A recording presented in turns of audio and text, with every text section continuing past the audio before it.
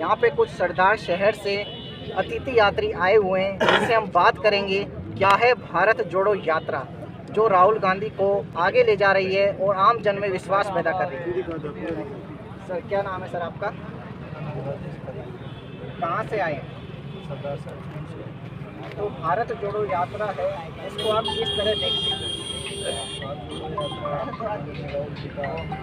एक सकारात्मक सूचना है।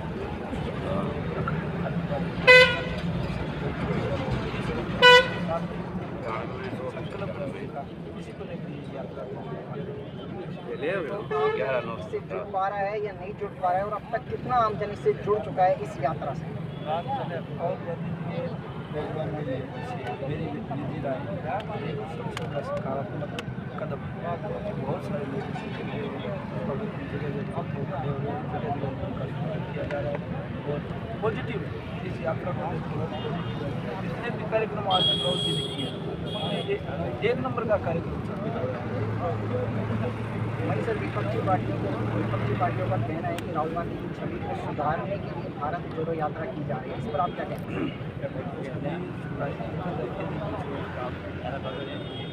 उन्होंने तो सारा कुछ देश के लिए योगदान परिवार का देश के लिए निजी योगदान करता हुआ है।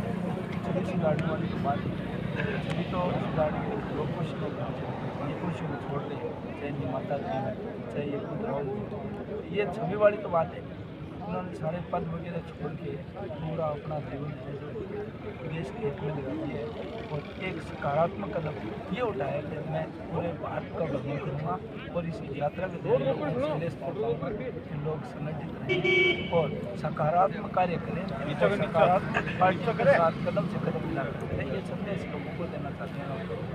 तो सर भविष्य में राजनीतिक रूप से कितनी सफल भारत जोड़ो यात्रा 12 लोकसभा क्षेत्रों से होकर ये गुजरने वाली है और 2 अपने जो केंद्र शासित प्रदेश है वहाँ से होकर ये गुजरेगी, तो इसको हम राजनीतिक यात्रा बोले या फिर आम जन की यात्रा बोले? ये राजनीतिक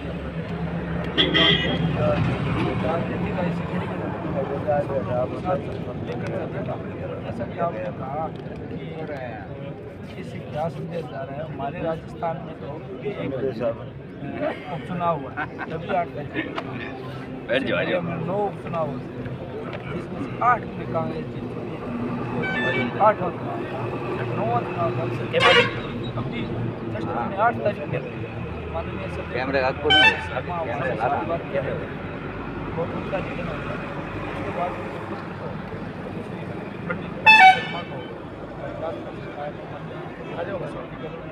मैदान को ले जा और अभी 8 तारीख को उन्होंने विजय प्राप्त किया और मुख्यमंत्री जी के निर्देशानुसार हम आज 500 किलोमीटर दूर यहाँ कम से कम हम 500 लोग हमारे विधायक जी जो अभी निर्वाचित हैं उनके साथ 500 लोग यहाँ।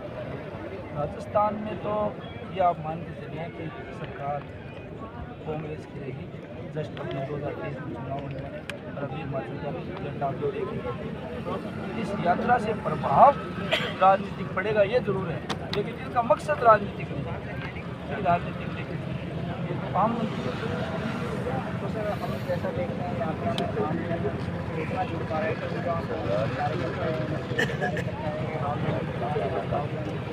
जो नेतागण है वो उससे जुड़े पड़े हैं, लेकिन आपका कभी भी कोसों दूर नजर आ रहा है इस यात्रा से, इस पर आप क्या कहते हैं?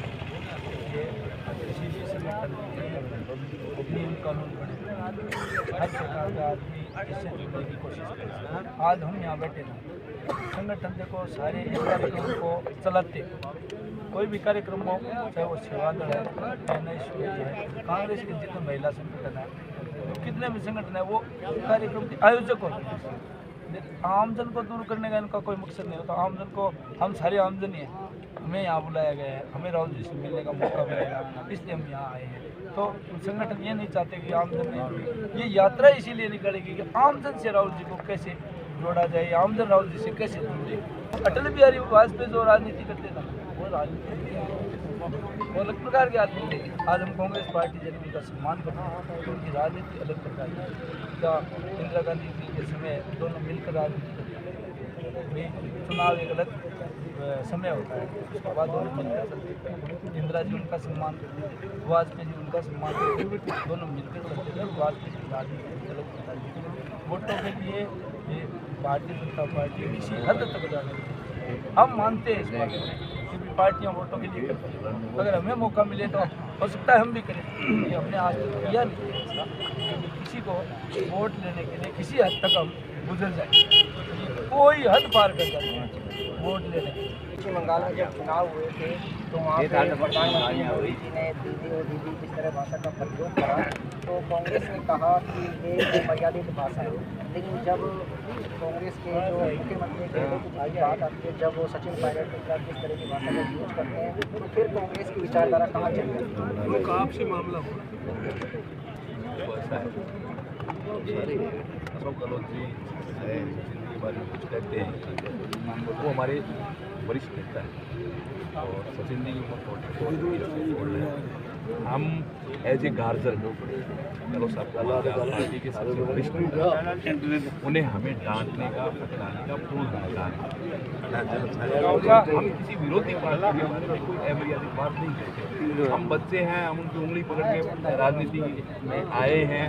पायलट साहब हैं और जिस प्रकार से पायलट साहब हम पायलट साहब को फॉलो करते हैं, पायलट साहब गहलोत साहब को फॉलो करते हैं, तो ये एक परंपरा है कि सीनियर को जूनियर फॉलो भी करेगा और सीनियर उनको सिखाने के लिए उनको डांट फटकार भी मानेगा।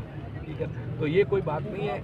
गहलोत साहब जो कुछ भी बात करते हैं उसका एक अर्थ होता है और उसमें अगर वो हमें डांटते हैं फटकारते हैं तो उनको पूर्ण अधिकार है, क्योंकि वो चाहते हैं कि आगे जो ये युवा पीढ़ी है जिसको ये देश को संभालना है तो इनको इतना परिपक्व कर दिया जाए कि इस देश का भार वो अपने कंधों पे उठा सके। ठीक है सर, जैसे जो भारत जोड़ो यात्रा है, भारत और यात्रा को हम थोड़ा अलग कर देते हैं, इससे हर वर्ग का लोग इससे परिचित है।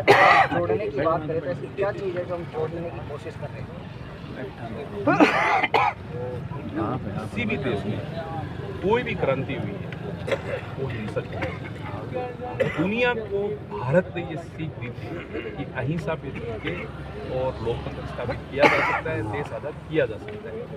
ये महात्मा गांधी ने ये एक प्रिंसिपल सेट किया था पूरी दुनिया में और जिसको लेकर काफ़ी देश इस रास्ते पे चल के आज़ाद भी हुए। इसमें दक्षिण अफ्रीका भी एक उदाहरण है उसका। नेल्सन मंडेला ने अपनी बायोग्राफी में इसको उल्लेख किया है कि मेरे आइडियल महात्मा गांधी। हम सब के इस देश की मिट्टी में जो पैदा हुआ है एक एक कण महात्मा गांधी का ऋणी है।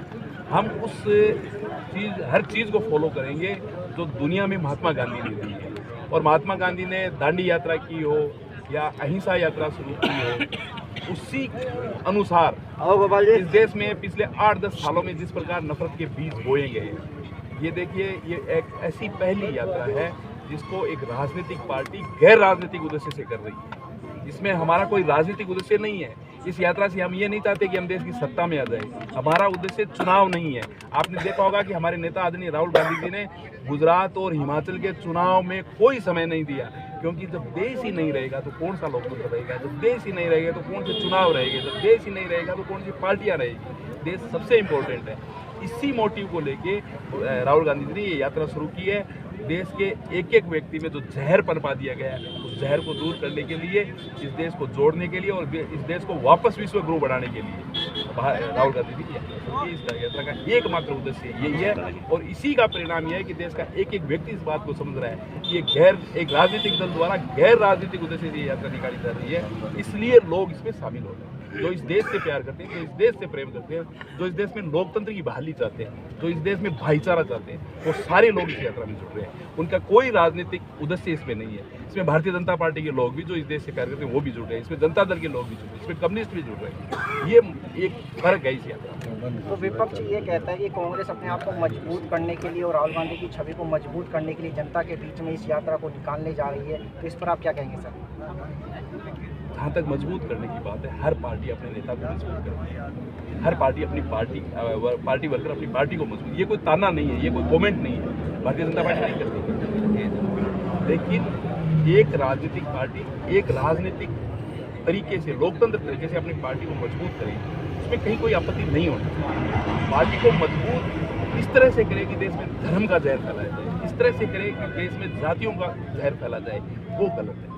हम भारत जोड़ो यात्रा करके अगर हम हमारी पार्टी को भी मजबूत कर रहे हैं ना, तो इस देश को जोड़ के मजबूत कर रहे हैं। देश की जनता ये तय करेगी कि हमने गलत किया है या सही किया। आज यहाँ मैं जिस जगह से आया हूँ वो यहाँ से 600 किलोमीटर दूर है और हमने कांग्रेस को सेमीफाइनल हम लड़के आए हैं। हमने अनिल पंडित भंवरलाल शर्मा को जिता के 27,000 से इस नकारा विपक्ष को ये दिखाया कि 4 साल से तो कांग्रेस की यहाँ जो रीति नीति है, जन कल्याणकारी योजना है, और उसी को फॉलो करते हुए हमने सरदार सर में विजय दिलाई है।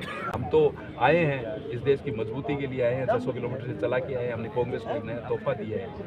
हम 21 जब सीटें आई थी कांग्रेस की तब भी हम जीत के आए थे, हम आज भी जीत के। हमने पूरे विपक्ष को दिल्ली से नरेंद्र मोदी ने इतना रुपया वहाँ पे भेजा, अपने नेता भेजे, लेकिन हम हमारी सरदार सर की जनता ने सबको नकार के कांग्रेस की रीति नीति में विश्वास किया। उस रीति नीति का प्रचार प्रसार यहाँ के लोगों में करने आए हैं। 4 साल में हम सब ने जिस प्रकार की जन कल्याणकारी नीतियों का फायदा लिया है, जन जन तक वो फायदा पहुँचाया है, तो एक कांग्रेस कार्यकर्ता होने के नाते हम सब सारी की सारी एक टीम के रूप में अनिल पंडित भंवरलाल शर्मा के सारथी बड़ी हम सब यहाँ आए हैं और राहुल गांधी से मिलेंगे और इस बात को जोड़ने में हमारा जो कुछ भी योगदान हो सके वो योगदान देना